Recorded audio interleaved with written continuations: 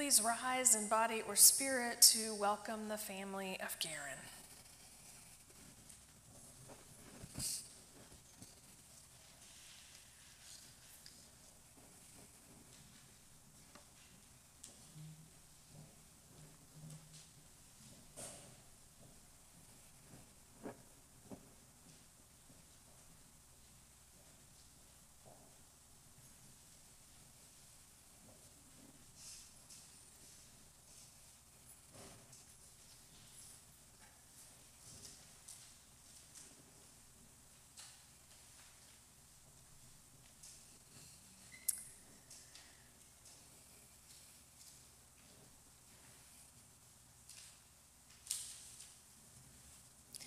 Please be seated.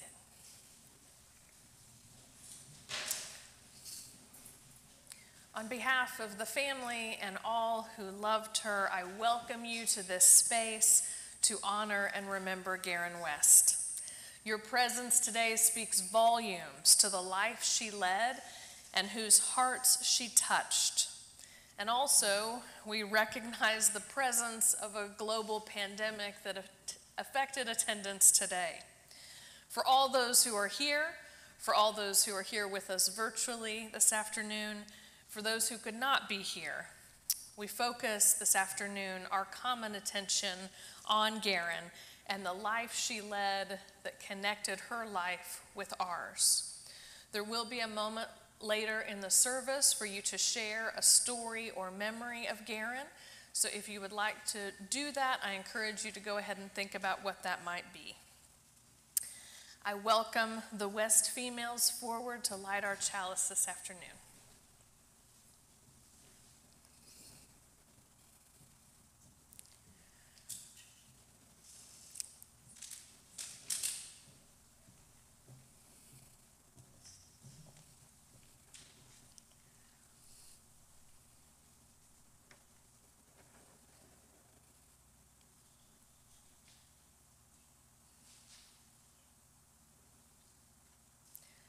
Birth is a miracle of love and courage, bringing light into the world. Death is a loss of light, but no less an act of courage, for we are born from and return to mystery.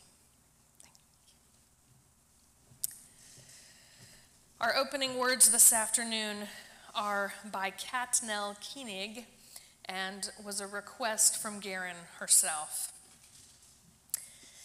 Lay me down in a wooded field, plant a bush above my head, lay me down. Don't go riding on my grave, I'll have said it all before the end.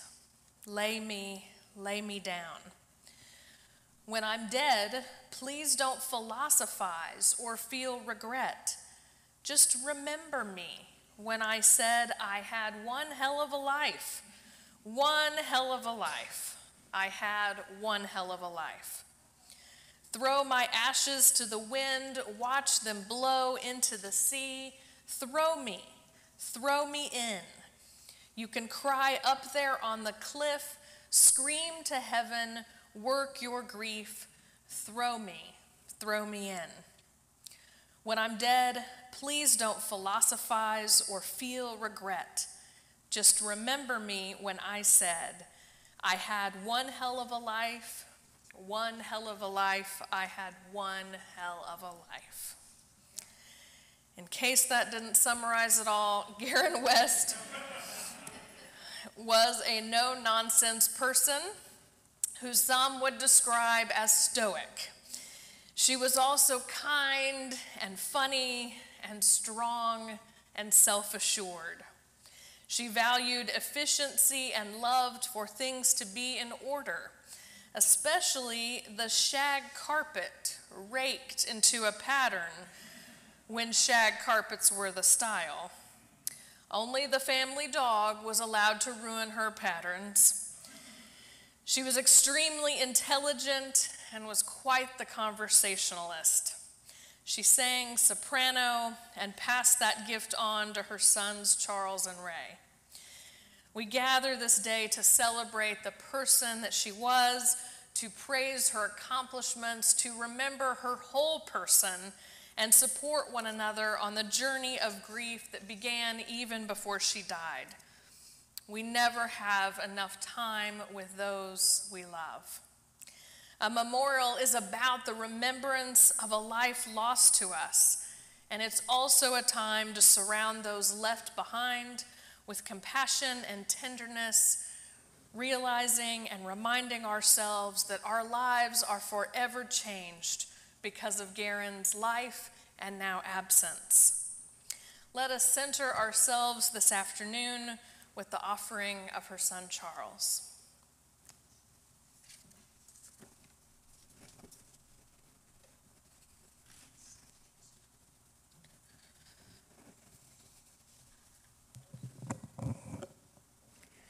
Reverend Julie, that was beautiful. Thank you for that. And I just would add, y'all know, even though Mildred Garron West was from Alabama, rather than being a Southern belle, she was a steel magnolia.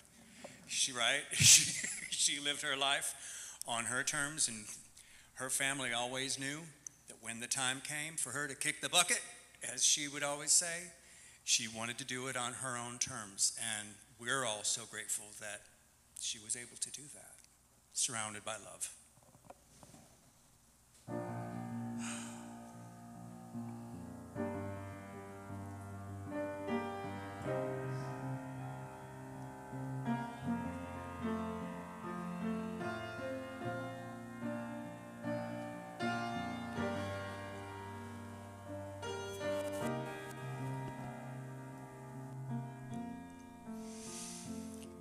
From the day we arrive on the planet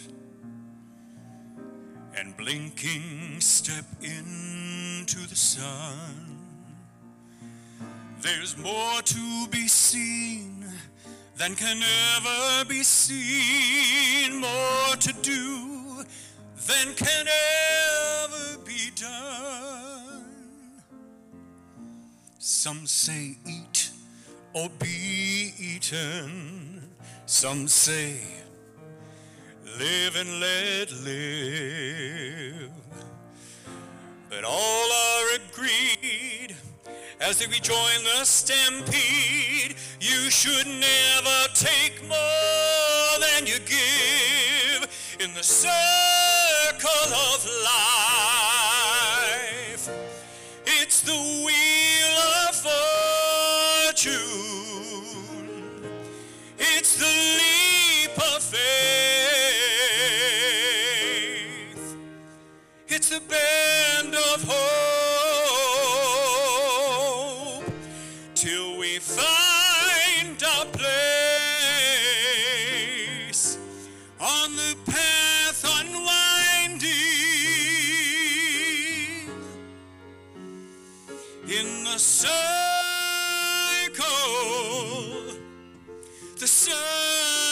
of life.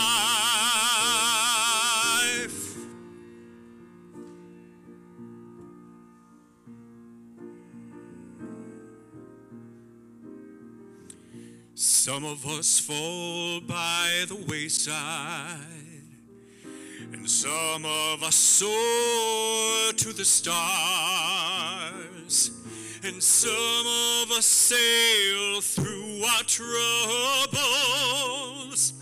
and some have to live with the scars. There's far too much to take in here, far too much that can never be found. With the sun soaring high in the sapphire sky, keeps great and small on the endless round in the circle of life. It's the wheel of fortune. It's the leap of faith. It's the bend of hope till we find our place on the path unwinding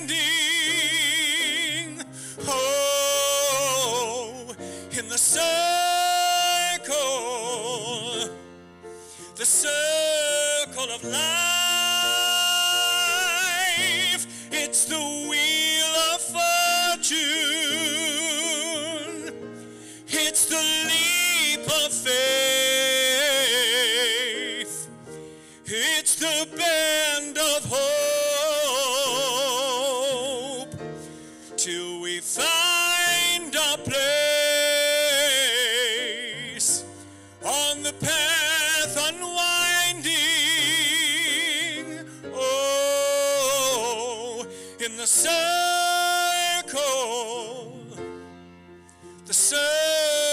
of life,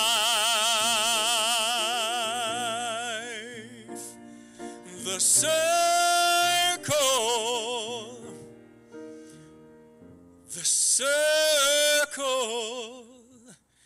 of life.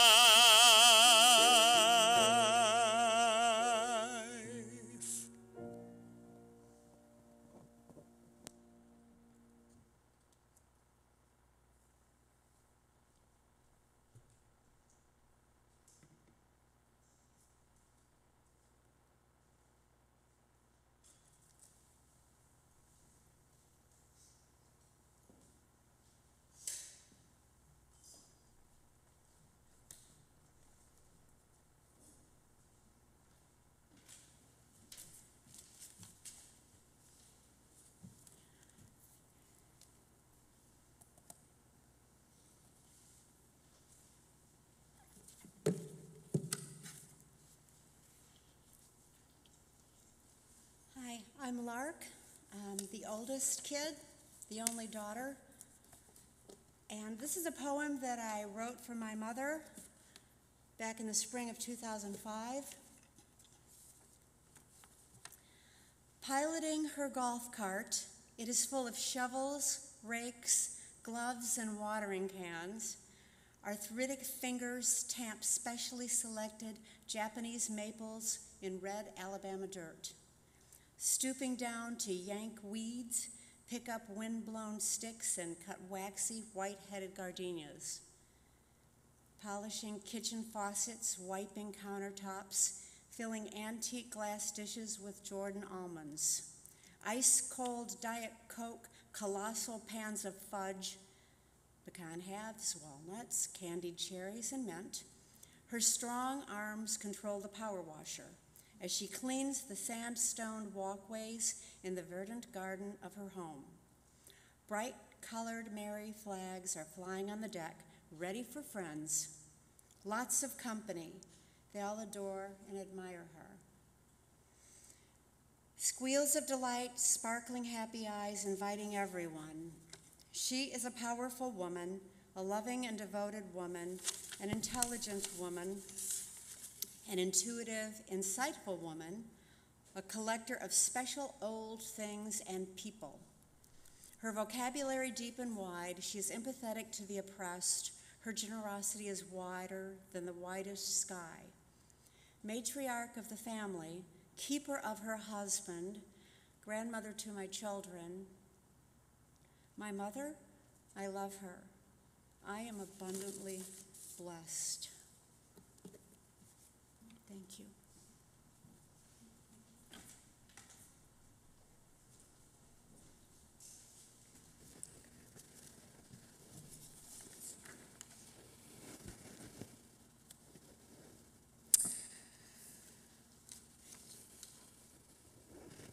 Consider these words for your meditation on Garron this afternoon, followed by a moment of silence.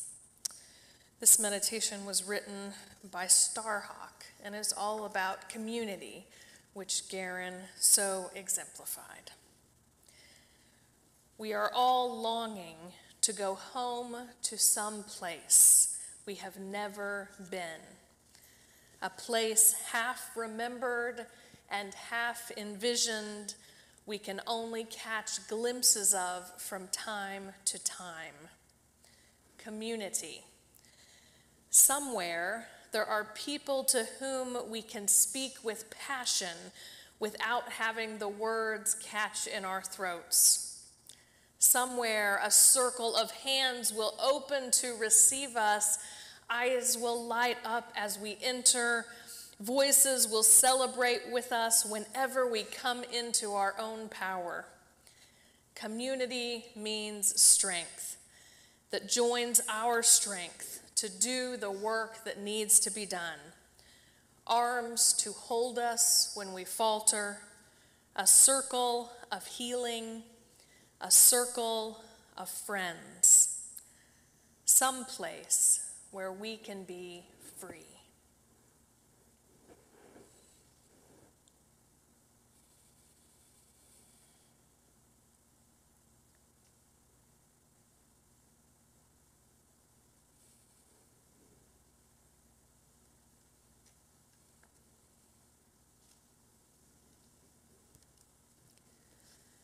Now I invite forward Tallulah and Elliot.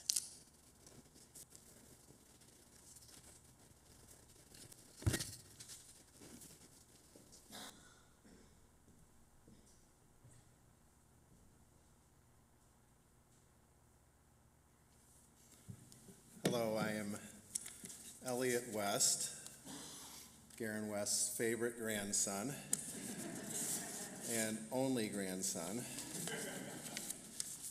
This is a poem that she had wanted to be read at this moment.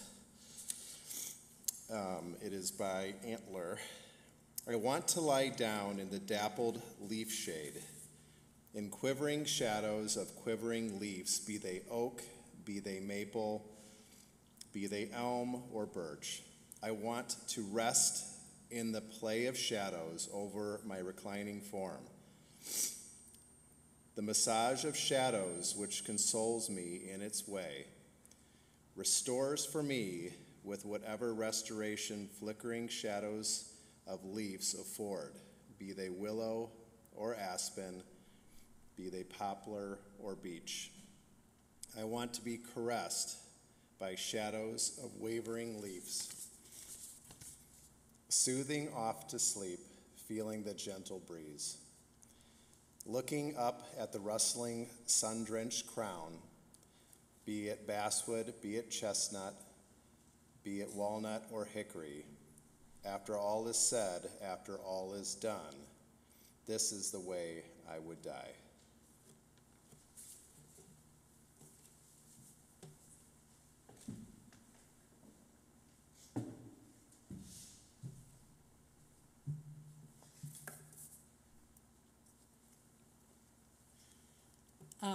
Hi, I'm Tallulah West. I'm Garron and Joe's oldest granddaughter. And this is another poem that she wanted us to share with you all. Even a rock will not be a rock forever, but only what seems like forever.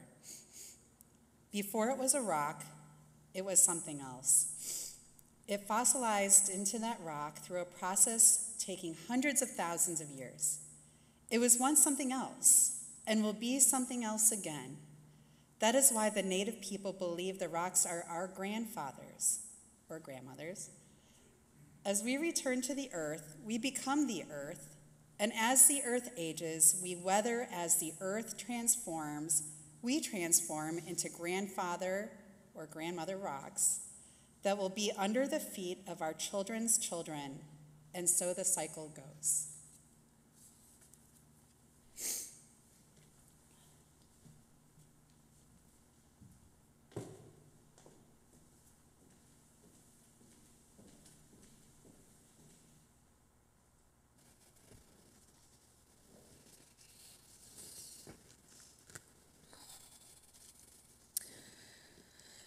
Mildred Garron West was born as the only child of an only child. In some year, some time ago, the exact date lost in some secure government facility, long enough that the age of her family makes sense, but something she never liked to discuss.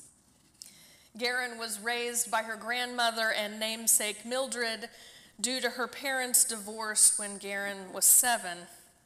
Her dad was an electrical engineer and an alcoholic, and her mom worked for the government in administration. And so when her mom's job took them to Washington, D.C., Garron's grandmother moved with them. After a few years, Garron's father entered recovery and was sober until the end of his life. He was a personal friend of Bill W. and Dr. Bob, and something we should definitely celebrate for him. Her mother was supportive of his journey and his recovery, and with that major obstacle gone between them, they reunited. And Garron saw both the challenges and rewards that commitment to marriage and love can truly mean. Garron appreciated her family and the sacrifices they made and mirrored many of those traits, especially of her mother, throughout her life. Garron was an attractive, stunning example of a woman from whatever decade she achieved adulthood. She was sassy and charming. She received a lot of attention, and she loved that attention. She wanted to be doting on, and she had no problem finding men to dote on her. One such man was Fred Waterhouse, a handsome, family-approved young man who was preparing to propose to Garron. Fred and Garron had gone to the movies, and Garron had a toothache, and so they returned to her home. And when they entered the foyer, she noticed Joe West's hat was sitting on the table. And though Joe was a poor farm boy who was in the military, he was dashingly handsome, and he was Garron's love, and she wanted him. He walked into the room with Fred and Garron and said to her, "Are we serious or not?" And he told her then, "You can have all of me forever or none of me forever." And it's very clear what she chose. I can imagine that was a very awkward moment for Fred, but hopefully he got a refund. So when I asked Garron's children and grandchildren about her early life, much of her early life is a mystery to them. To Garron, life very much began when she met Joe at age 15. She didn't finish high school, she didn't play sports, she loved very traditionally girly things. And yet she was good at whatever she did except cooking. Her culinary expertise was limited to chili and fudge, which you heard about earlier, and I have already nabbed one of the recipe cards in the foyer of her fudge. Be sure you get one. I can't wait to try it. As Charles said, she wasn't a Southern belle, she was a steel magnolia. As a transplant to this state, I'm going to have to do a little more research about what that actually means, but it seems important. She garnered the respect of others wherever she went. She appreciated the finer things in life: perfumes, magazines, antiques. She didn't go to college, but she wished she had, and she was an avid reader of The New Yorker. Garron and Joe loved each other passionately, openly displaying affection constantly, according to their children, writing love notes to one another, which I will not quote here. And she was a huge fan of Dr. Kinsey and put his principles into practice often. If you need education on this piece, I invite you to see me after the service. Garron believed that the more unique you were, the more fun you were. Joe had a gay roommate in college, and Garron grew up with lesbian neighbors. She learned early on that she was a welcoming and accepting person to all who knew her and needed her love, including sick chickens, lost boys, and people on the fringe. When Garron and Joe married, they did so for love and romance, and they didn't intend on having children. And yet soon Lark was born, and so they joined the local Church of Christ after Joe was converted by the other students at Auburn. It's such a journey to start with the Church of Christ and end up here, I'm telling you. I'm still trying to figure that journey out. Garron said of her time at the Church of Christ that she kept her mouth closed and her fingers crossed, which sounds like, knowing what I know of Garron, that was probably pretty challenging for her. Garron and Joe were instrumental at the creation of a Church of Christ family camp, and they sent all of their children and grandchildren there. Joe was the nature guide, and Garron taught arts and crafts. Garron and Joe caused quite a stir when they insisted on sharing a bed, even at this family Church of Christ camp. But because they were so instrumental in its creation, the camp made an exception for them, a happily married couple. Each summer, they spent their 2 weeks of vacation at the camp, plus 10 long weekends a year. They were very much devoted to its survival. Garron became a homemaker until Charles was born, when she went to work at Abbott, where Joe also worked. Garron was a strict and stern parent who ran a tight ship, and she didn't care for children or elderly folks. That is, until she had grandkids, when she made up for lost time. When her mother moved in with them, Garron inherited Depression-era glassware, which ignited her love of antiques. When they retired at 53, I'm not sure who was 53, probably Joe, to the property on Logan Martin Lake, Garron and Joe put their certified master gardening and love of landscaping to work. I hear it was an epically beautiful place by the pictures I've seen in the narthex. They would walk the 3/4 of a mile from their house to the road on a regular basis to pick up garbage or whatever had blown in. And they also put their skills to work for Habitat for Humanity. They really loved to get in the soil.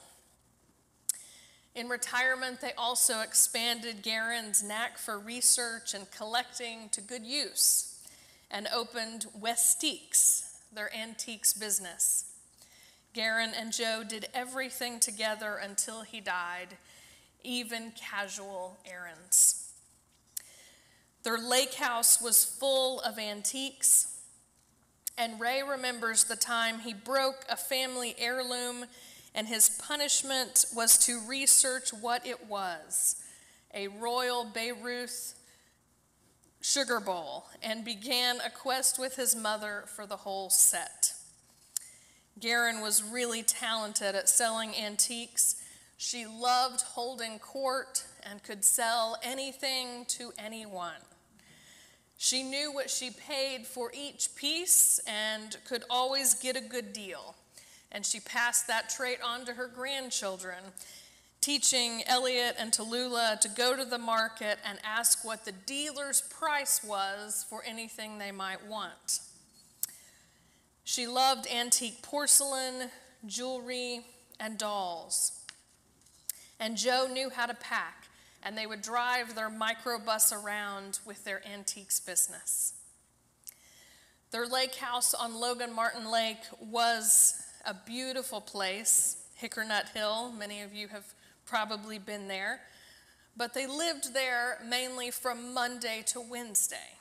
On Thursday or Friday, they would drive up here to Birmingham and go to doctor's appointments.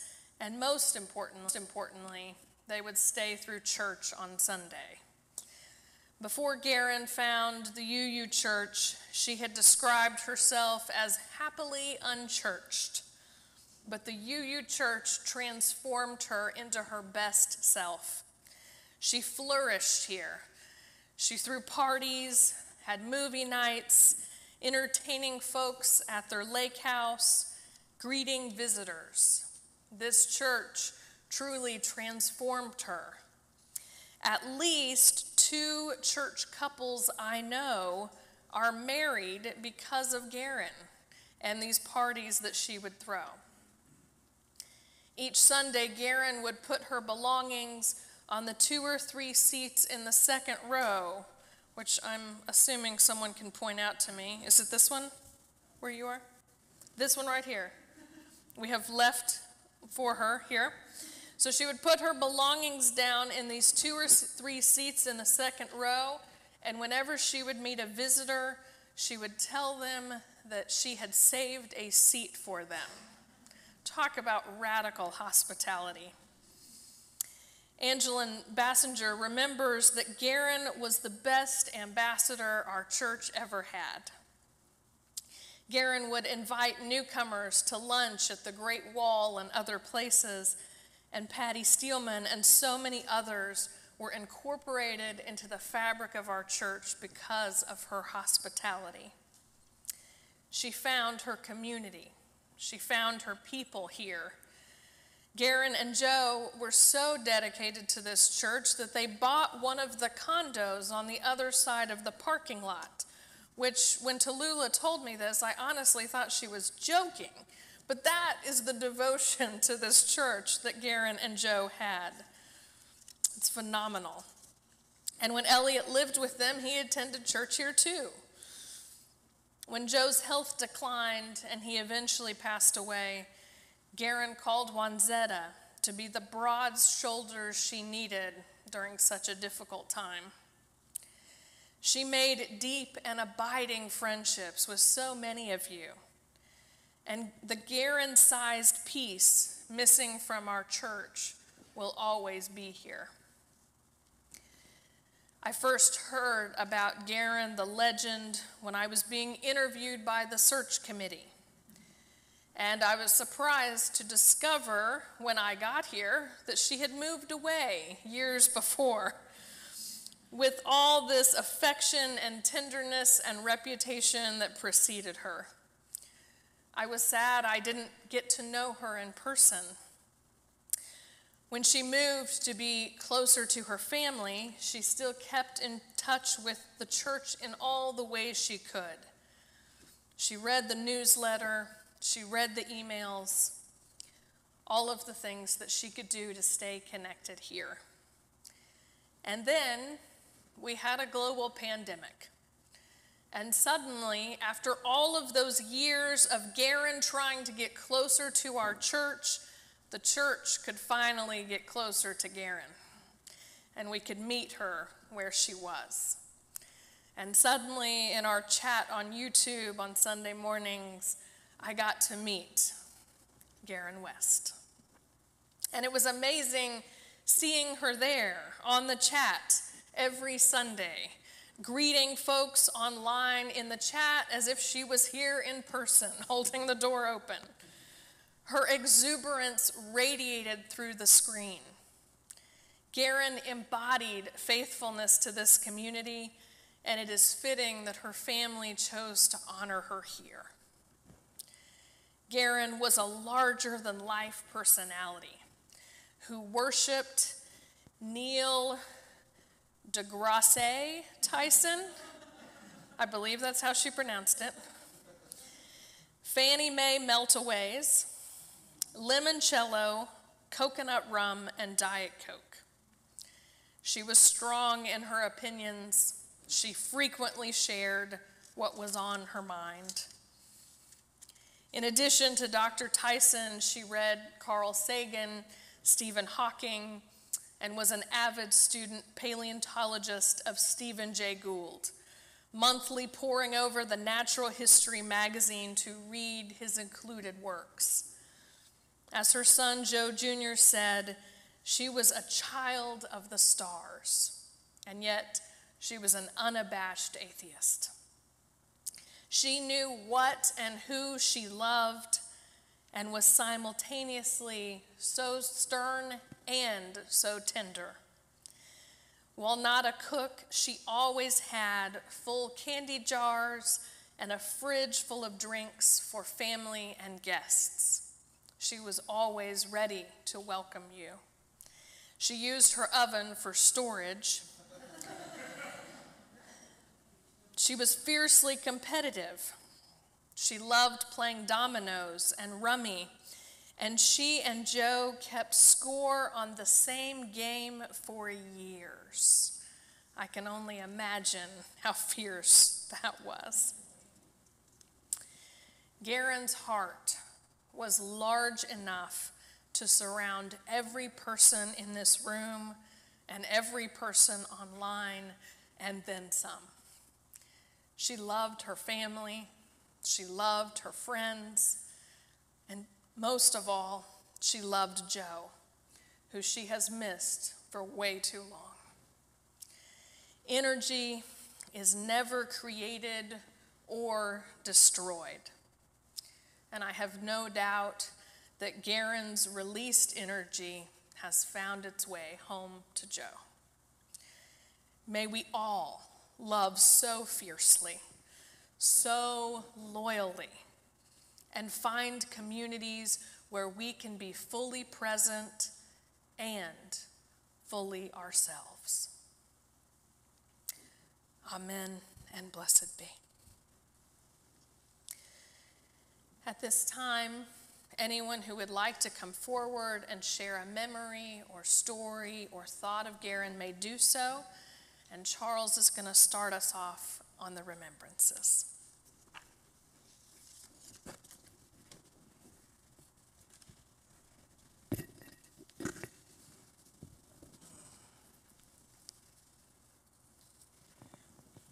Thank you for that. I see why everybody here says Reverend Julie is really special. Thank you. So now, I invite us all just to take a breath, myself included. And if you would, go back to the year 1948 with me. On the north side of Birmingham, in a roller skating rink. Okay, you all there? So on one side, there's a group of girls. There's a 15-year-old girl over here. There's some fellas over here. There's an 18-year-old guy over here. She catches his eye. He catches something else too, though. You know, back then, you have to clip on your skates. Well, he noticed when she was going to clip on her skates, she started to lose her balance and started to fall. He swooped in and he caught her. That was the beginning of the romance between Joe and Garron West.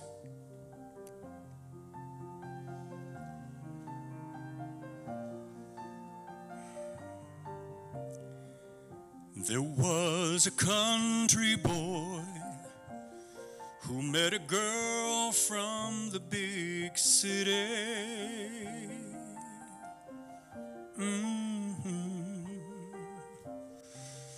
In all his wildest dreams, he'd never seen a girl so pretty.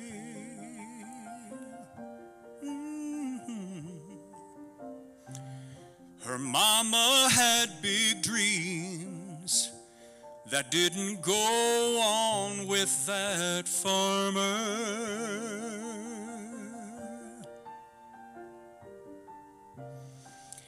But she didn't count on him being such a smooth-talking charmer. He said, "I'm just a simple boy. I don't have much to give. Just my loving heart as long as I live. We'll live a fairy tale that they haven't written yet. And I'll be your Romeo if you would be my Juliet,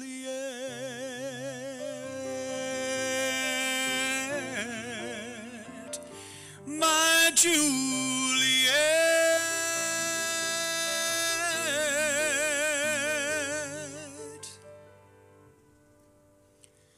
The challenges of life can make the strongest team unravel.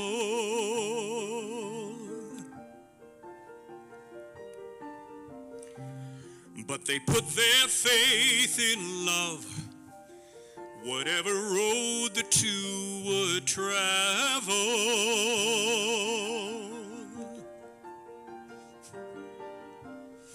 Through thick and thin, my dear, will be the source of our foundation.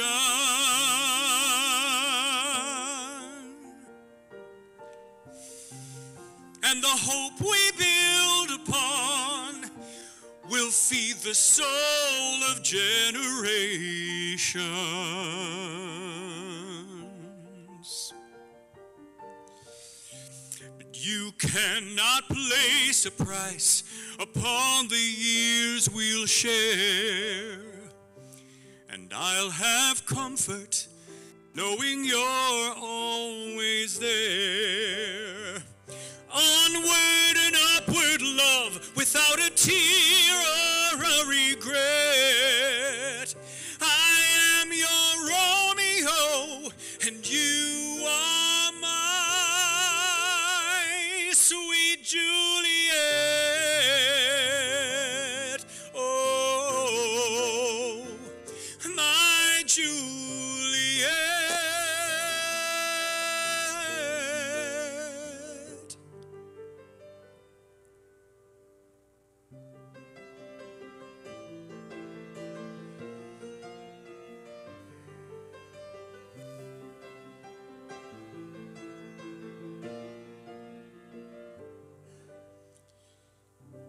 Love graced our golden years like a beautiful sunset. I'm still your Romeo, and you'll always be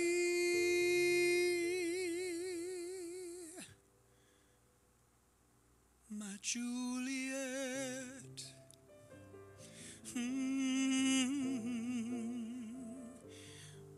My Juliet.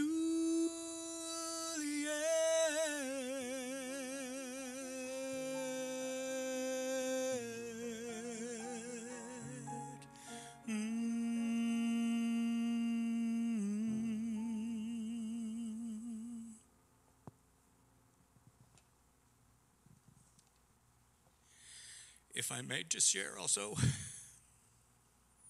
that's the first time I've ever sung that song in front of a group of people, other than the time when I gifted it to them, when I wrote that for their 50th wedding anniversary. And I can't tell you all how much it means to me to be able to share that with you all, and I know that they heard it. Thank you.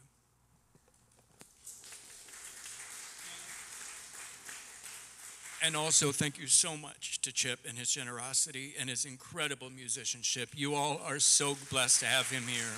Thank you, Chip.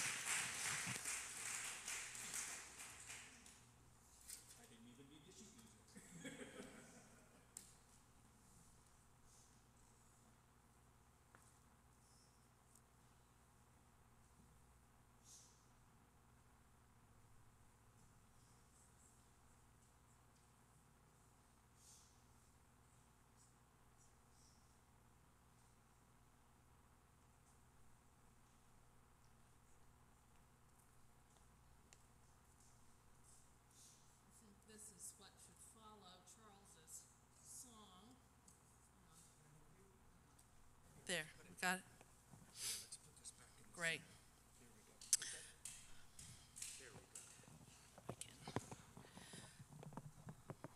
So I was trying to think of what to share about Garron that some of y'all might not remember and need reminding of. And the first thing that comes to my mind is early in their joining of the church, you know, we have the circle of lights where you share a joy and a concern.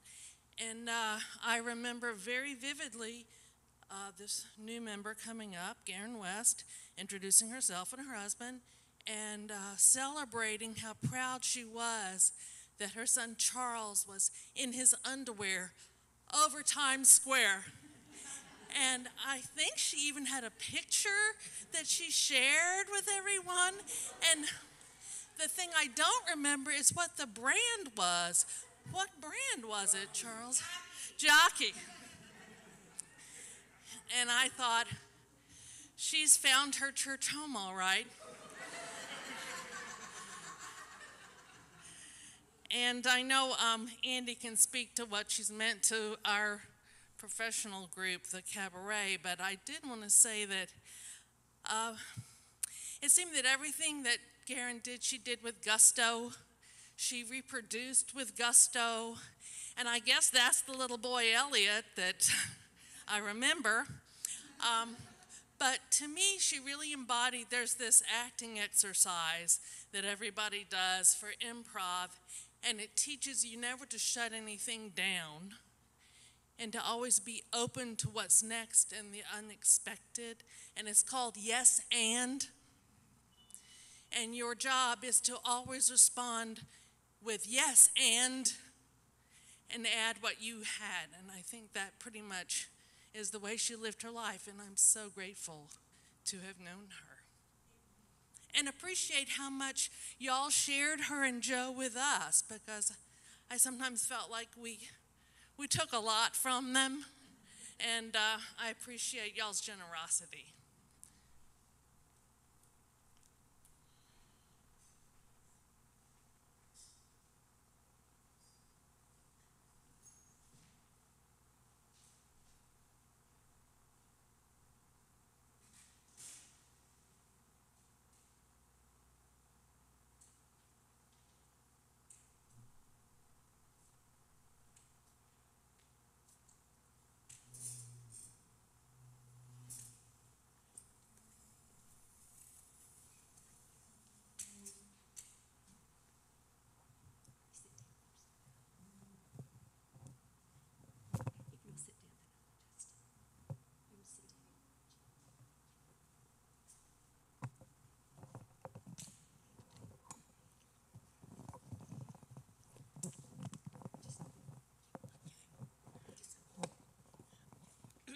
With all of this, it better be good. Okay, yeah, okay. Yeah, I met Joe and Garron early on, and we discovered that we had something in common. We both had come from the Church of Christ. I was 30 years married to a Church of Christ minister, and so we served to validate each other's journey from belief to unbelief. And so that after we discovered that was a bond that went with us. But very early on, we were living in, thank you, we were living in Centerpoint, and Garron learned that I was going to visit my daughter in New York City. So she made a batch of her fudge, and she drove from the lake house to Centerpoint and delivered the fudge. Well, I took on the plane, the fudge, to New York City, and Charles was performing in the Scarlet Pimpernel. And so my daughter got tickets for us, and we took fudge in hand. We went to see Charles perform at the Scarlet Pimpernel. And after the fudge was under our seat at the, it wasn't a stadium, but at the Broadway place. And so at the break, or at the end, my daughter and I went downstairs, and we found Charles, and we delivered the fudge to him backstage. So that was personally delivered. Let me see. I was on the search committee that brought Reverend Bill Leggett to our church, I think in 1987. And it's customary for the search committees to have a retreat where they can get together and talk about what the church needs and this and that. So I asked Garron if we could have her retreat at their retreat at the house. And so she, of course, generously agreed. I think there were 6 of us in the party or on the committee. And so this is the way it went. She provided hospitality for us, which meant private rooms, and then delicious meals, breakfast, lunch, dinner, and then she and Joe disappeared so that we could have our retreat in private as we were supposed to do. So I thought that was a very, very big thing. So, let me see. And of course, yeah. Okay, that's enough. And so, yeah. So, but our Church of Christ background was always there with us. We knew where each other had come from, and we appreciated the liberating end of our journey. Thank you.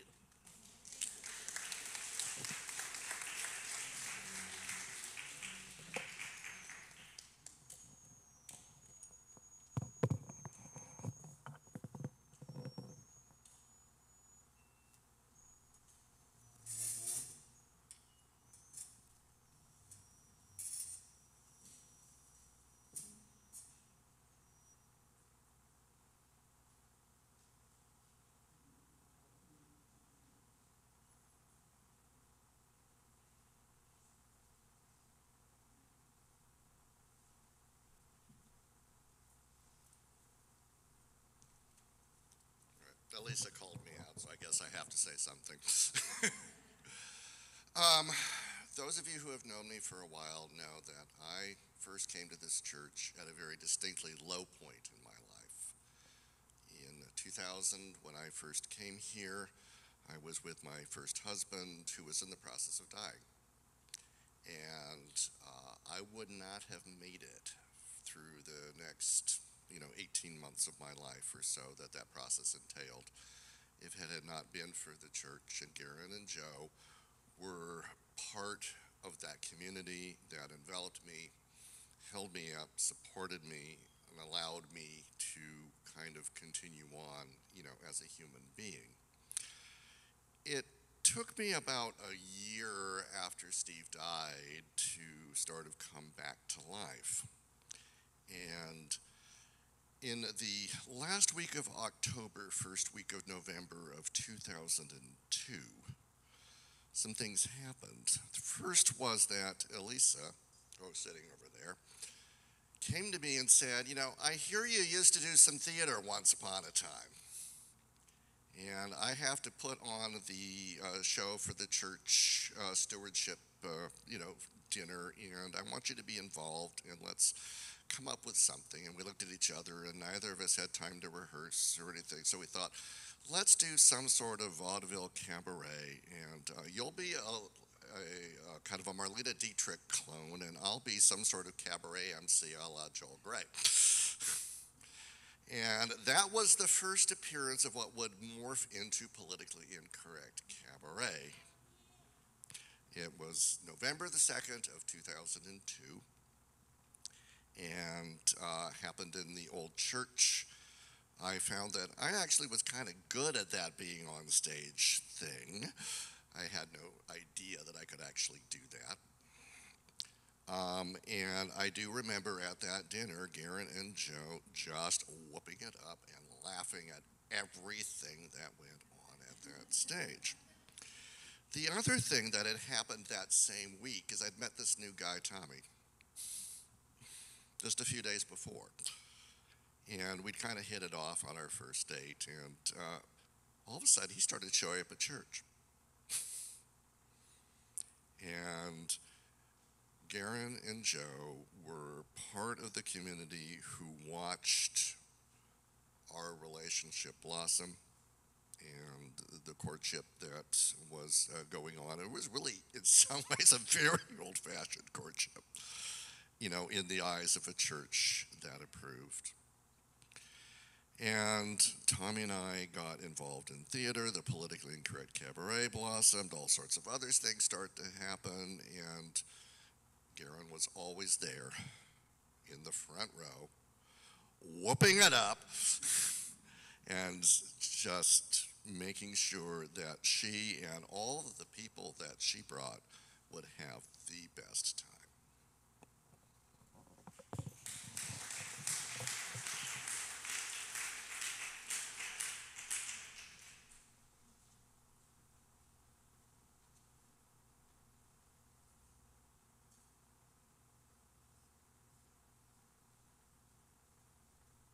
So I have a few stories.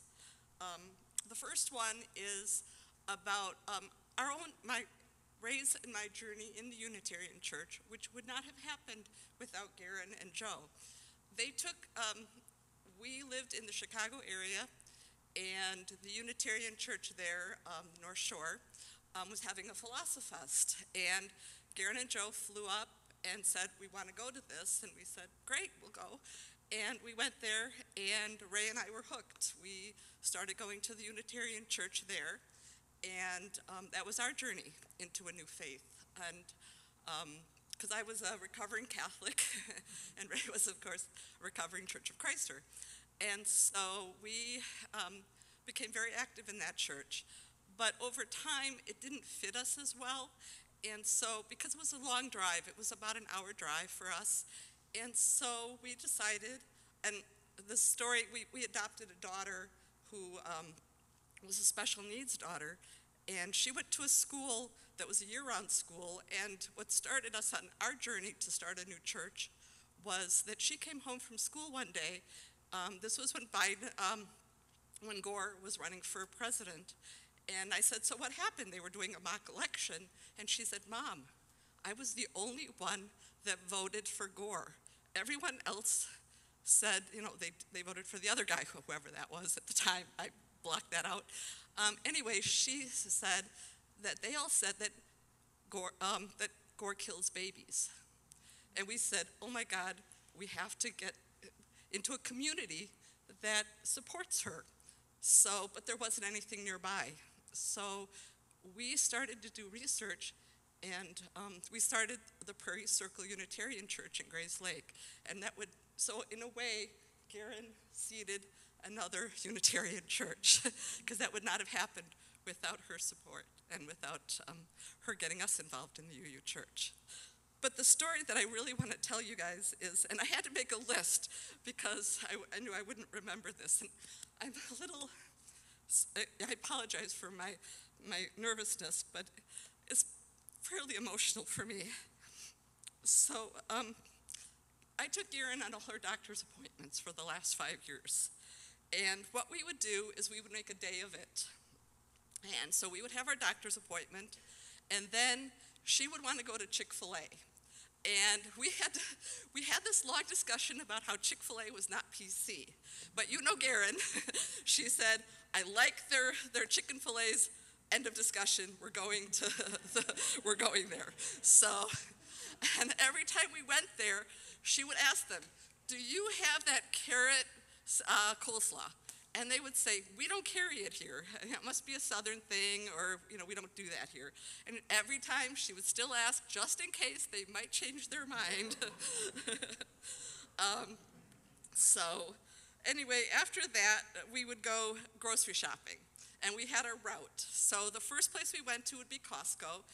And at Costco, she would buy the shrimp tray, and she would buy the big thing of the chocolate chip cookies.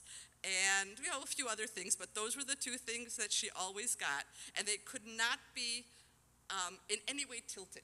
They had to always be vertical, just in case, because they had this beautiful ring, and that had to make it all the way home.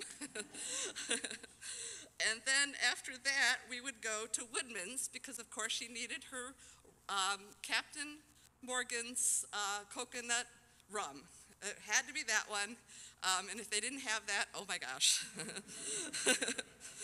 And then after that, we would go to Kentucky Fried Chicken for their coleslaw, well-drained, and oh, by the way, senior citizen discount. Don't forget. And now, when we got up to the window, did you remember to drain it? And there were a lot of other favorites. We've already mentioned the fudge, the Fannie Mae, and the things. And one of the things, when we went on a few trips together, we went to Savannah, Georgia, and she fell in love with Paula Dean's key lime pie. And that was one of her favorites. It was hard to come by us, but she did love that. And then on Friday nights, we would do our Friday night fish fry, because Friday nights, they had the best fish chowder. So we had our whole plan, all the things that we would do together, and I really appreciated it. And for any of you who don't know, Garron was my mother for 38 years, and I will miss her.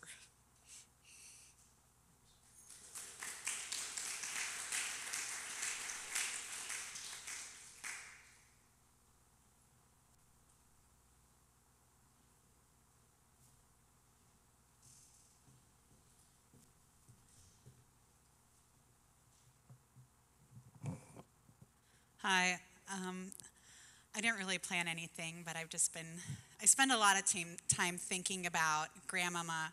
Typically at night, when I'm getting ready for bed, our guest bedroom in our home is just packed with treasures that I've inherited from my grandparents. And so it's a really warm, safe place for me to be. And so I'll talk to her.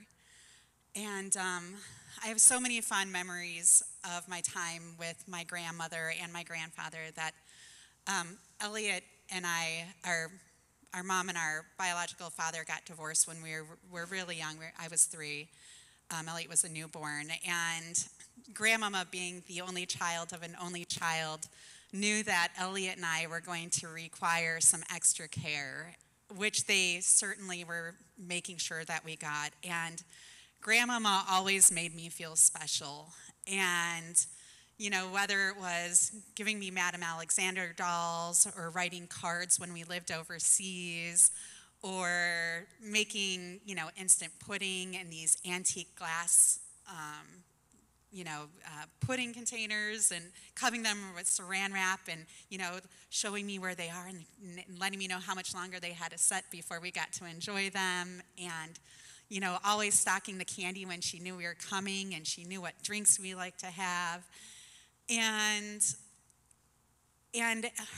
the woman that she was and how she stood up for herself and was vocal about her needs and wants and desires really gave me the confidence to express that in myself. I ended up in a career in the construction industry, being less than 1% of the female workforce, and I definitely believe that my grandmother, having the voice that she had, helped give me the voice that I needed to succeed in my career, and she was profoundly proud of me and let me know all the time. And one of my favorite things I like to think about when I think about Grandmama is the ultimate just pure joy to hear my voice on the other end of the line when I would give her a call, that she never seemed too busy. And, you know, she'd say, hold on, I got to get my hearing aids in, or hold on, I need to sit down and, you know, get her drink set up. And I always felt really special and appreciated. And I'm so grateful that, you know, I'm 45 now, that I was able to have my grandmother in my life till I was 45. She got to see me get married. She got to see me mature into adulthood, well into it. And I'm just really, really grateful for the times that we shared together. Thank you.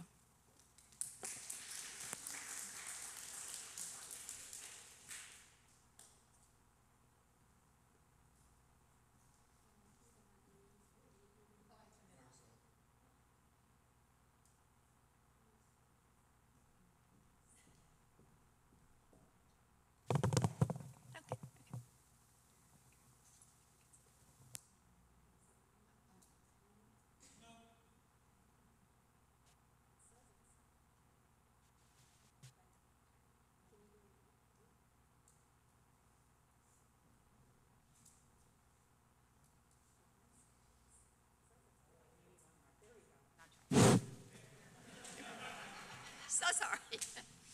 Okay. I think everybody has said probably the things that I wanted to say, but okay, these are some things that Garron did that I want to try to do, and sometimes when people die that are really important to me, I try to think about what I can do in my life that kind of emulates what they did, and that way they just still are so alive to me. Laugh often. Introduce yourself to a stranger. Stand up and clap when something inspires you. Share your opinions even when people disagree. Wear silly hats. Give surprise gifts. She gave me coconut rum one time. After I didn't know her that well, and she just said, Linda, I got you some coconut rum, and I was just so amazed. Plant something. take a stranger to lunch. Make more fudge, eat more fudge.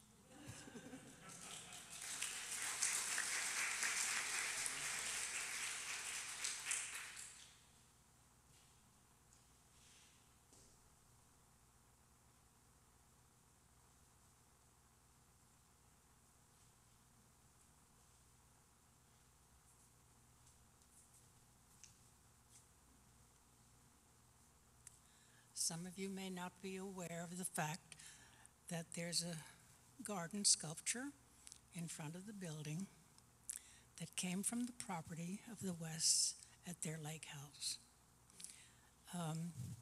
They approached me one time while I was in my blacksmithing phase and asked me to do a garden sculpture for them representing Joe's family shield, which contained 5 golden rings. Well, a round shape, a ring shape is kind of uninteresting, so I changed it a little bit. But that sculpture is out there, and we are proud to have the West's presence at our church. Stop by and take a look at it on your way out.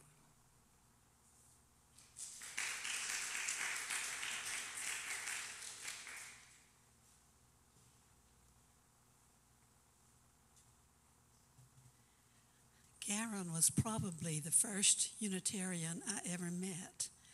And the first time I went to the old church, she greeted me after the ceremony. And as some of you know, I get a little emotional during church services. And I was in an emotional state, and I said, I apologize. And she said, are you serious? Of course you get emotional. You're human. And we became friends, very casual, but very fond of each other. And I got to know Joe. We had the Auburn connection. And he and I would commiserate Sundays after Auburn had played so poorly in a ball game. But she was one of the most delightful human beings and so enthusiastic about life. And I appreciated her openness and her joy in life.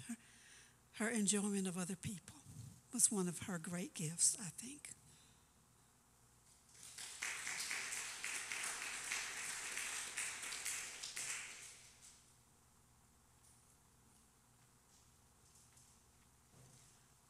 Make this quick.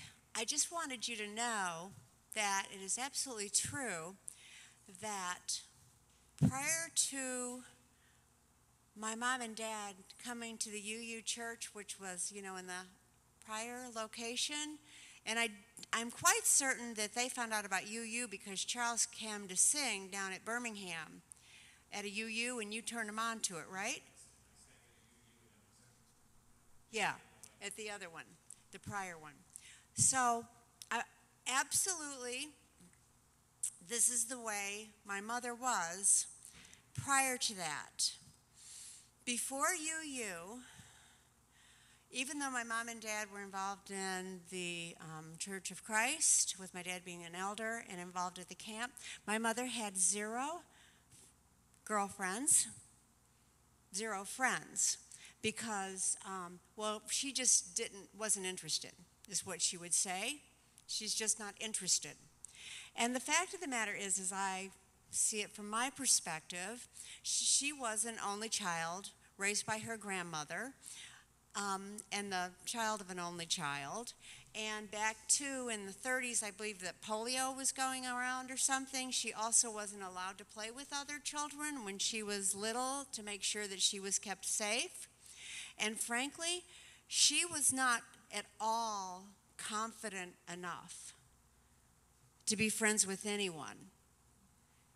She was very uncomfortable in her own skin and insecure and shy, and she had no friends.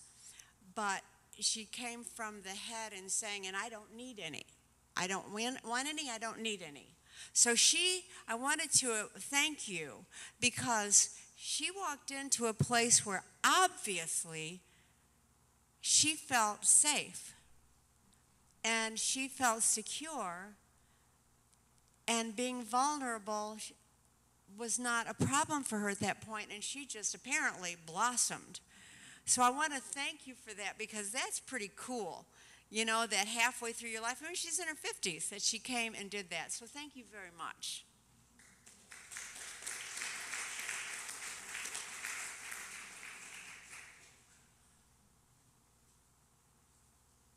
Hi, I'm Emily McDaniel, and I met Garron when I first came to the Unitarian Church. I didn't come to the Unitarian Church even though I knew about it many years before, and I told myself, one day I'm going to that church. And then after a divorce, I finally decided to come. Well, Garron was the greeter, you know, the official greeter. So she took me to lunch that day, and little did she know that I'm a foodie. And so I was in. She couldn't get rid of me after that. So anyway, later on, I had the privilege and honor of taking care of her through a couple of surgeries, and I found out that Garron doesn't like Christmas. So one day that was obviously a foreign extraction, and he said, "Merry Christmas," as we were going out the door, and she said, "Bah, humbug." She said, "Christmas is not my holiday, and it's certainly not yours." So every year at Christmas time, I would call her and I would say, "Is this the bah humbug lady?" And she would say, "It sure is."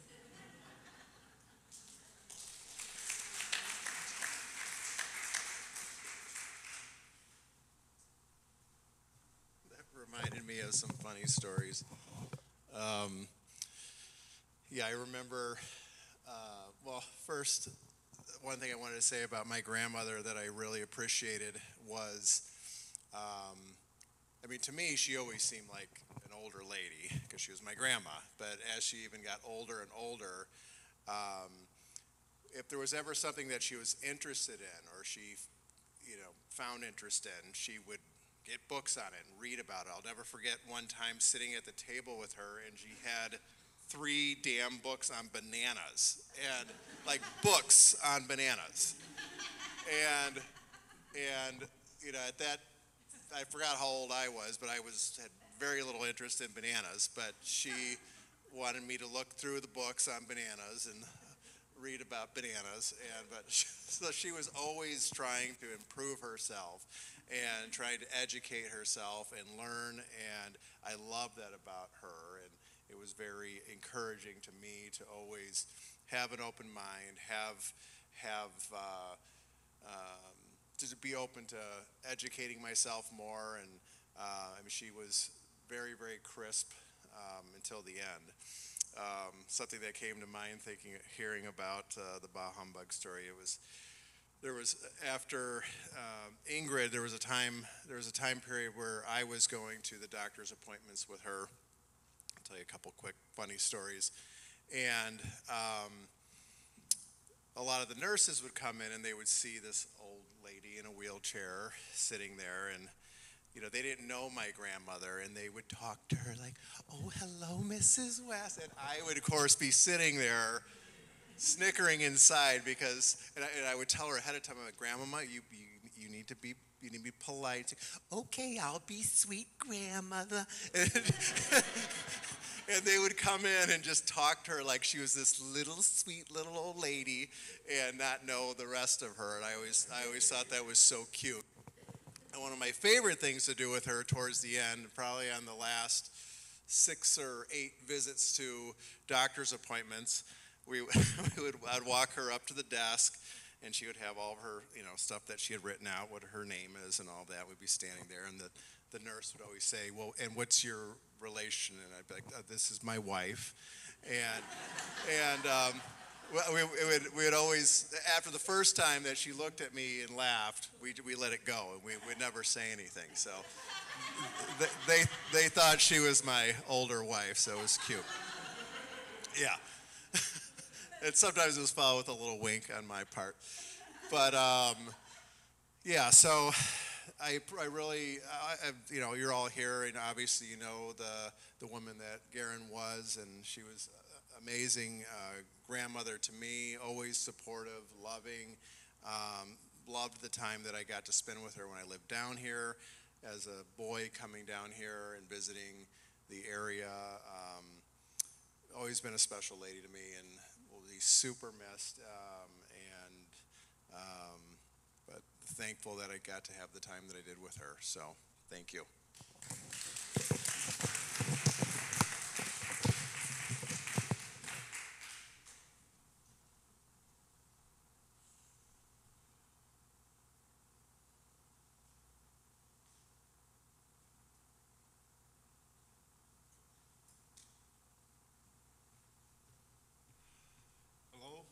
My name is Ray West, but my given name was Paul Rayburn West, because Rayburn was my mom's father's first name, and did that to kind of honor him.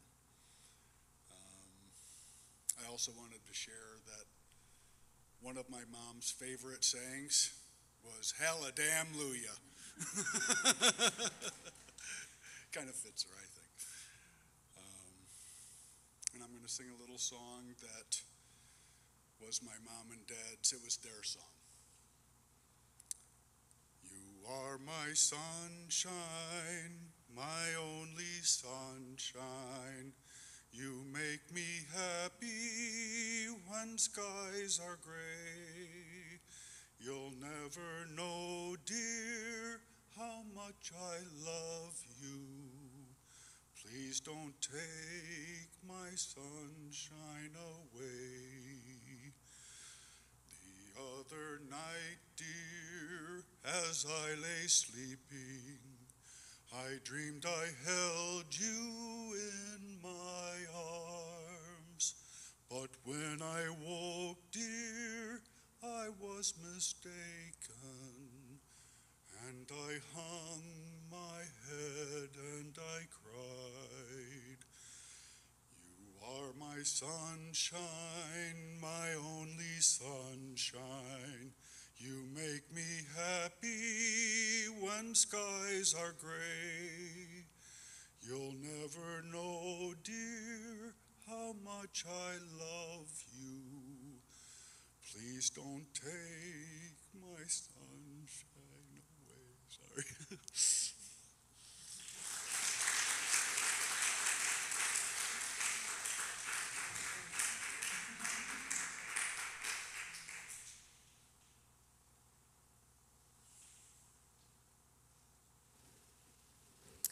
Thank you all for sharing from your hearts about the wonderful person Garron was. May Garron's life and memory be blessed. May we open our arms to the stranger and the downhearted until that time when we can call them friends.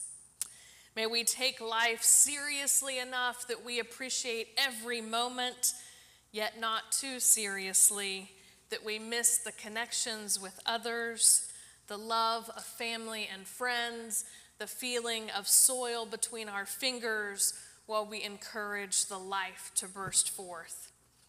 May we appreciate the past while we recreate the present. May we love fiercely. May we devote ourselves to building and sustaining community for ourselves and for others. I invite you to rise in body or in spirit and join hands with those around you.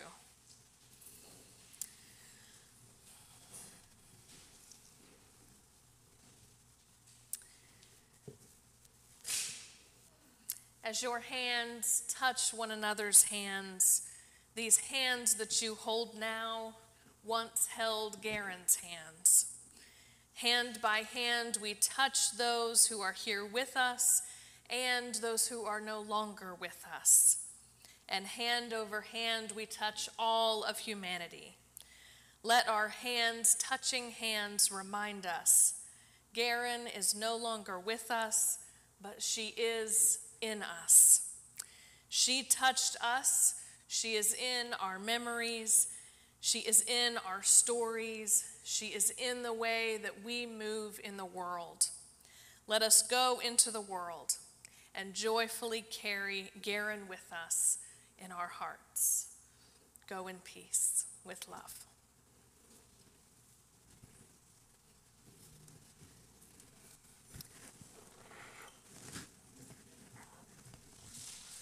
Hi, everyone. I just wanted to touch base with you to let you know that we will be having a meal served under the tent in the parking lot. It's just a little bit further down on the right-hand side at 4 p.m. So I'll be meeting with Dreamland Crew for the catered meal of barbecue and other tasty things. So during this time, feel free to visit. We have 2 Japanese maples planted in grandmother's honor, my grandmama's honor. One's in the memorial garden as you enter. It'll be on the left, right when you walk in, kind of behind the brick wall. It's hard to explain. Someone else will show you. And then another one of the trees is just on the other side of the drive, near the magnolias that were planted for my granddaddy. And I think that's it. But thank you for joining us. Thank you.